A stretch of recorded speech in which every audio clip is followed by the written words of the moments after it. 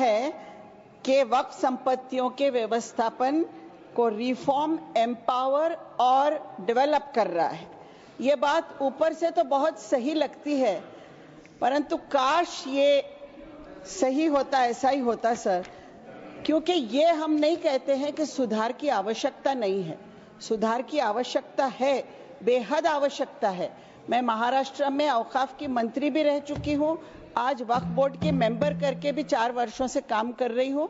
अपने अनुभव से कहती हूँ कि सुधार की आवश्यकता है, लेकिन सर इन सुधारों के लिए, जिसके लिए मैं 4 वर्षों से प्रयत्नशील हूँ, वक्फ बोर्ड को जो प्रश्नों का सामना करना पड़ता है वो भी उसका अनुभव मुझे है। और सबसे बड़े प्रश्न जो 3 है वक्फ बोर्ड्स के सामने, उसमें एक है एनक्रोचमेंट, दूसरा है भ्रष्टाचार और तीसरा है गैर कानूनी कब्जे। सर इनसे निपटने के लिए वक्फ बोर्ड्स को सरकार की सहायता की आवश्यकता थी और है, परंतु बात नियत की है सर। अगर सरकार की रिफॉर्म्स की नियत होती तो इस बिल में वक्फ बोर्ड्स को एम्पावर करने का प्रयास होता। वक्फ बोर्ड्स को गवर्नमेंट के पेट्रोनाइजेशन की आवश्यकता थी और है, मजबूतीकरण की आवश्यकता थी और है सर। रिफॉर्म का एजेंडा होता तो एनक्रोचमेंट्स हटाने में मदद की बात होती। इसके लिए इस बिल में कठोर से कठोर प्रावधान लाए जाते, जो नहीं है। रिफॉर्म का एजेंडा होता तो सर्वेज में सर्वे कमिश्नर्स की मदद की बात होती। रिफॉर्म का एजेंडा होता तो भ्रष्टाचार पर कठोर से कठोर कार्रवाइयों के प्रावधान लाए जाते, जो नहीं है। जमीनों को गैर कानूनी तरीकों से बेचने या खरीदने या कब्जा करने वालों के विरुद्ध और कठोर प्रावधान लाए होते। यहाँ तो पहले जिसको एक सीरियस क्राइम माना जाता था, उसे भी नॉन कॉग्निजेबल और बेलेबल बनाकर के प्रावधान लाए हैं आप। सर मुतवल्लियों से जो वक्फ बोर्ड्स को शेयर मिलता है, जिससे कब्रस्तानों के, मस्जिदों के काम होते हैं, वो शेयर को भी आपने कम कर दिया है, 7% से 5% पे ला लिया है, क्योंकि वक्फ बोर्ड की और तो कोई इनकम नहीं होती है जिसकी आप बात कर रहे हैं। वो इनकम तो कमर्शियल एक्टिविटी से ही होगी।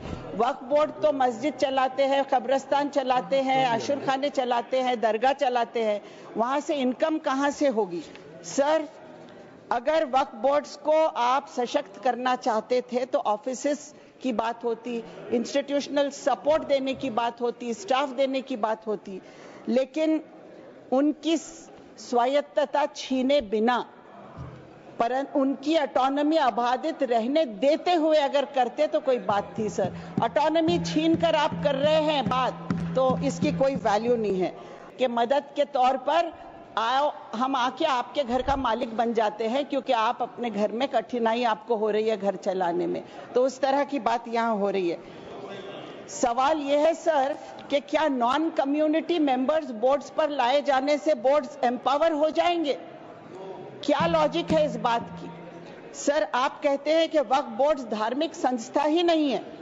आपने कहा कि धार्मिक संस्था ही नहीं है, मस्जिदों का, दरगाहों का, कब्रस्तानों का, आशुर खानों का व्यवस्थापन करने वाले धार्मिक संस्था नहीं है। जो वक्फ बोर्ड की जमीन लोगों ने डोनेट किए हैं रिलीजियस पर्पस के लिए, वो व्यवस्थापन धार्मिक नहीं है। ये सोच भी कमाल की है सर। आप मुझे बोलने देंगे? एक तो आपने आखिर में मेरा नंबर लाया सर, और आप घंटी बजा रहे हैं। प्लीज मुझे बोलने दीजिएगा सर, ये बात अन्यायकारक है। मैडम जहां नाम है, आप please 1 minute please 1 minute please 1 minute consider sir. जहां सूची में नाम है मैडम, मैं वही पुकार सकता हूँ। जो समय लिखा है उसका मैं पालन करता हूँ। प्लीज नाम नीचे आता गया मेरा sir. Please conclude please. Madam please seat पर बैठकर न बोले, जहां पर नाम सूची में वही मैं बुला रहा हूँ। प्लीज सर आप कंक्लूड करें। मुझे बोलने दीजिए सर प्लीज। हाँ बोलिए, कंक्लूड करिए। वक्फ जमीनों का सबसे बड़ा एनक्रोचर कौन है, ये मैं पूछती हूँ। सच्चर कमेटी की रिपोर्ट के अनुसार वक्फ बोर्ड का सबसे बड़ा एनक्रोचर स्टेट गवर्नमेंट स्वयं है सर, और आपने एनक्रोचर को ही फैसला करने का अधिकार दे दिया है। क्या इससे न्याय मिल जाएगा धार्मिक संस्थाओं को सर? सर एम्पावर हो जाएंगे धार्मिक संस्थाएं, ये मेरा सवाल है।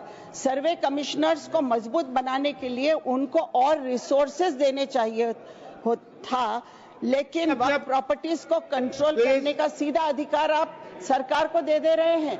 ये सभी अन्यायकारी नहीं है। सब बचपन में एक कहानी सुनी थी कि एक भेड़िया सर बकरे की खाल ओढ़कर शिकार करता है। मुझे वो कहानी आज याद आ रही है। सर प्लीज मुझे बोलने दीजिए। मैं बोलने दे रहा हूँ आपको। कंक्लूड अनएंडिंग टाइम नहीं दे सकता, अनएंडिंग टाइम नहीं दे सकता। प्लीज नहीं बजाएंगे सर। ये बिल सुधार नहीं बोल के खुद एक तरीके का एनक्रोचमेंट है माइनॉरिटीज के अधिकारों पर, माइनॉरिटीज के संवैधानिक अधिकारों पर। सर आर्टिकल 14 से 30 तक के हर आर्टिकल का उल्लंघन हो रहा है इस बिल में। सर माइनॉरिटीज में केवल मुस्लिम्स नहीं है, क्रिश्चियंस है, सिख्स है, बुद्धिस्ट है, पारसी है, सब है। सर आज मुस्लिम्स की बारी है, कल क्रिश्चियंस की आएगी, परसों बुद्ध। अगर आप ये वीडियो YouTube पर देख रहे हैं तो हमारे चैनल को सब्सक्राइब कर बेल आइकन दबाएं और Facebook पर देख रहे हैं तो हमारे पेज को लाइक करें। 8 मिलियन प्लस सब्सक्राइबर, आपके इस भरोसे के लिए बहुत धन्यवाद।